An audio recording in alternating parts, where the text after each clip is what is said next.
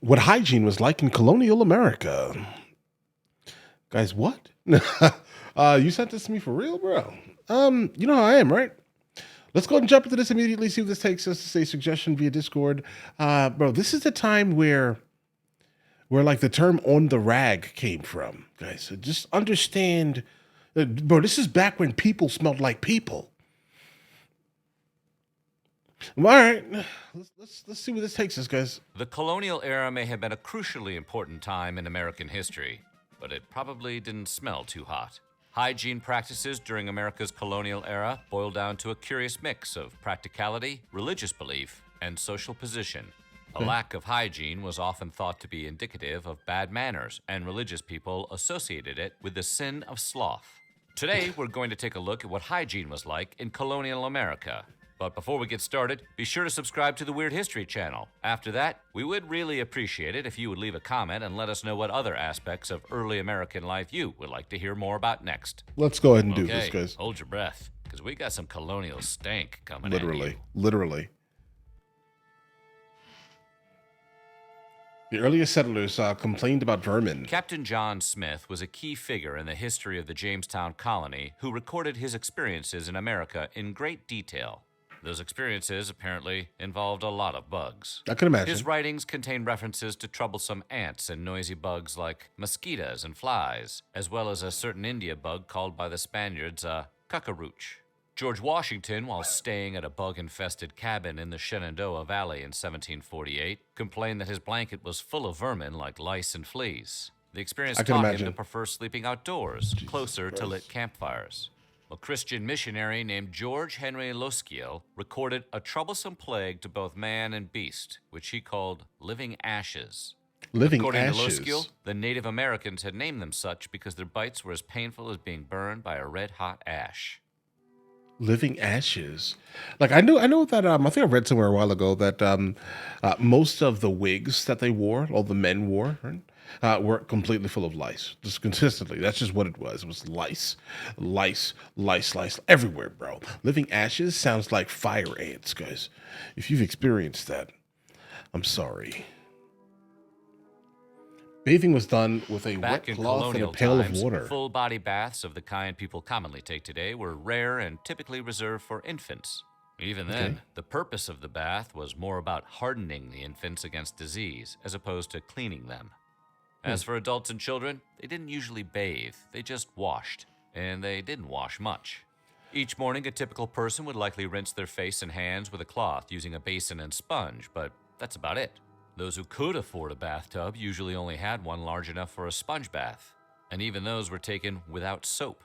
For those who couldn't afford a tub, a dip in a local lake or stream on a hot day was likely the closest they'd ever come to anything like a bath. Oh, God, guys. Yeah, I wouldn't have made it.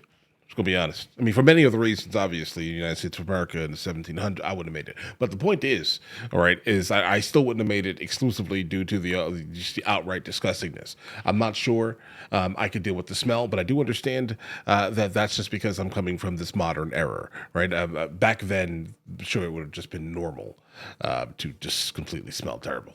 Like, I mean, I can't imagine smelling like people. Indoor plumbing still being a ways off, colonial houses instead had outhouses, or often just a covered hole in the ground somewhere close to the building. Right. If you couldn't make it to the outhouse, you could use a chamber pot inside. These chamber pots had to be emptied regularly, but that usually just involved dumping them out a window. The procedure wasn't terribly difficult, but it did have some downsides. Namely, people in rural areas often lived close to their water sources. Oh, no. Haphazard sewage control meant that waste would often find its way into the drinking water and wind up spreading disease. Interestingly, it wasn't just waste that wound up in the holes. In 2014, archaeologists excavated a dozen brick-lined privy shafts from a site that was an illegal tavern in colonial times. Far from just sewage, the dig found bottles, bowls, glasses, drinking tankards, tanning supplies, wig curlers, and pottery made by local artisans. Okay. All right. Oh, dysentery was common for early. Colonial America was not big colonies. On sanitation. Outhouses were typically close to water sources, and it wasn't unusual for streets to be clogged with garbage and animal feces. This lack of sanitation meant disease could spread quickly and easily. Dysentery, typhoid fever, and cholera were all common, especially during summer. Even the American Revolution was affected. It's believed that 2/3 of George Washington's troops at Valley Forge in December of 1777 died of dysentery, influenza, or typhoid fever. On the flip side, the Continental Army may have also benefited from the deplorable conditions, as large numbers of British troops in the South were killed by various fevers.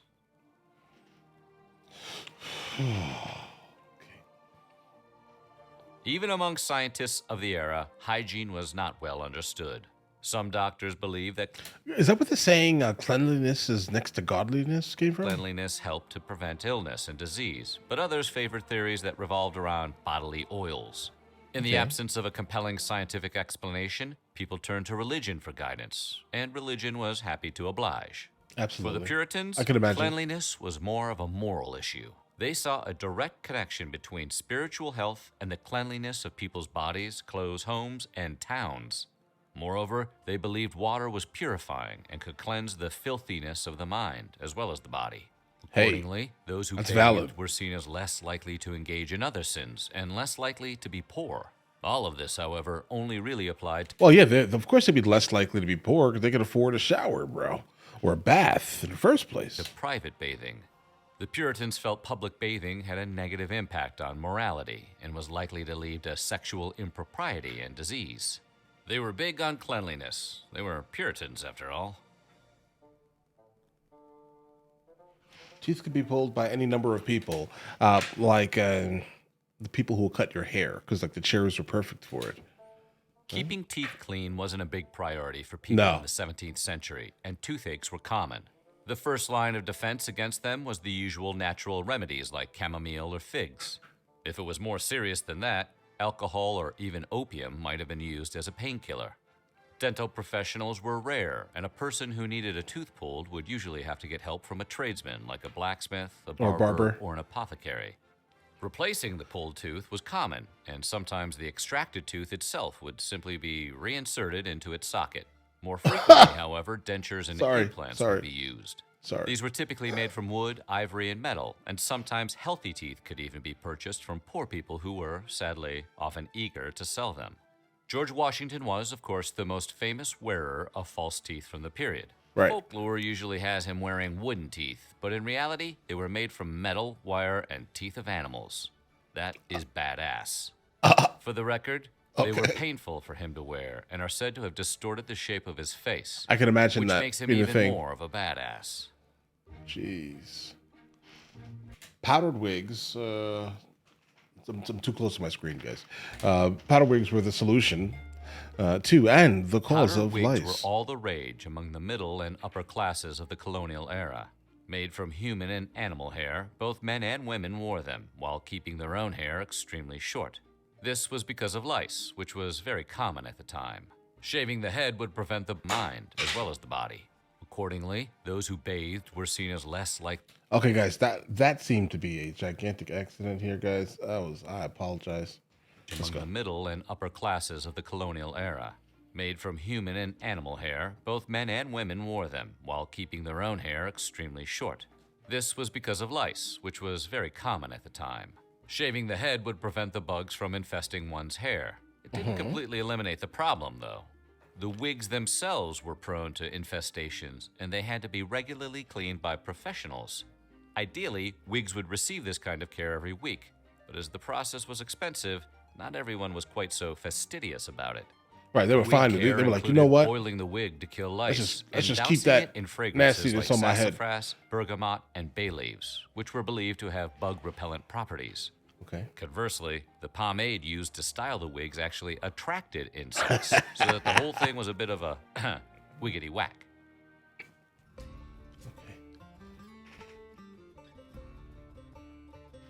Ears In and the teeth, guys. 1990s, an Ears excavation and took teeth. place at the original fort built at Jamestown. During that dig, archaeologists discovered a silver ear picker. Dating all the way back to the 17th century, the instrument had a small scooping tool at one end and pointed pick at the other end. Such picks were used as toothpicks, but also to clean out fingernails and for numerous other hygienic tasks. Tell me all The of them. scooper I side want to was be likely disgusted. used to remove earwax, which was considered valuable due to its ability to keep thread from unraveling when beeswax was unavailable. Oh, Jesus. Oh my God, guys. Rich Americans have always liked fancy stuff from Europe, even in colonial times. Indeed, wealthier colonists were likely to have imported expensive fragrant soaps from across the Atlantic. However, those who couldn't afford to do that, which was most people, had to make their own soap or buy it locally. One type of soap available was lye soap, which was made using a time-consuming and foul-smelling process that involved mixing lye, ash, and animal fat. Lye soap was extremely harsh and usually used only for cleaning dishes, clothes, and things in the home that needed scrubbing. Doing laundry in colonial times was already pretty difficult. It involved hauling water, heating it with fire, wringing the clothes out by hand, and hanging up items to dry.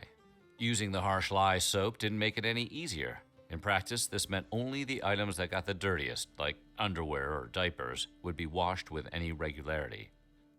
Okay. Women didn't shave anything. I mean, listen, that's not really. I mean, I think you're human. You can have hair. I don't know.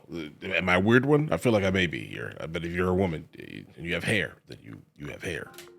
I think it's fair. The women of colonial America didn't shave any part of their bodies. Moral standards of the time meant that women couldn't show any significant amount of skin, so there was no real point. Even hair on a woman's face was unlikely to be shaved, since shaving was dangerous, and it was believed that live your best bloodbaths life. could only be prevented by experienced hands. It is likely, however, that women plucked hairs and used depilatory or hair removal creams. Okay. Recipes for such creams have been found in medical handbooks that were in circulation at the time. One such recipe, found in the 1540s The Birth of Mankind, called for a mixture that included limestone and arsenic, among other things. Arsenic? It actually wouldn't be until the 1940s that shaving would become common for American women. Okay. All right.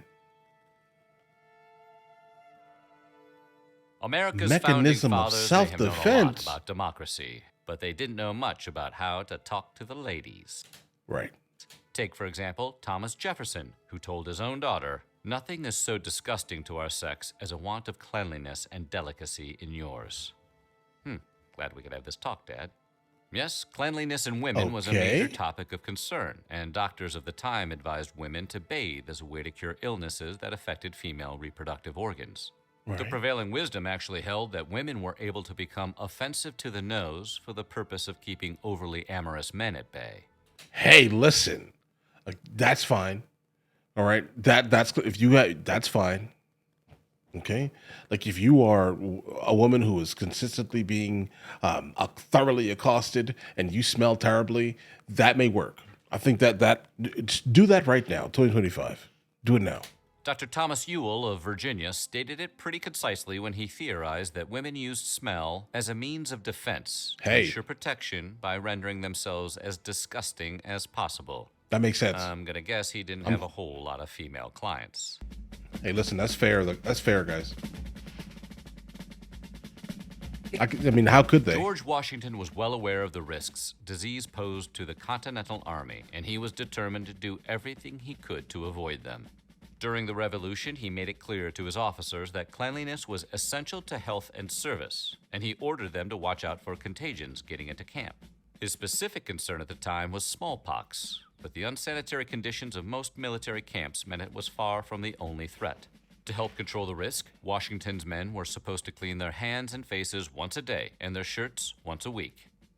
However, only a few of the soldiers complied with the order.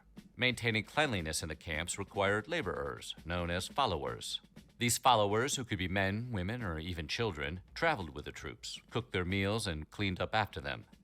One witness recorded the observation that the troops were not used to doing things of this sort and would sooner let their clothes rot on their backs than wash them for themselves.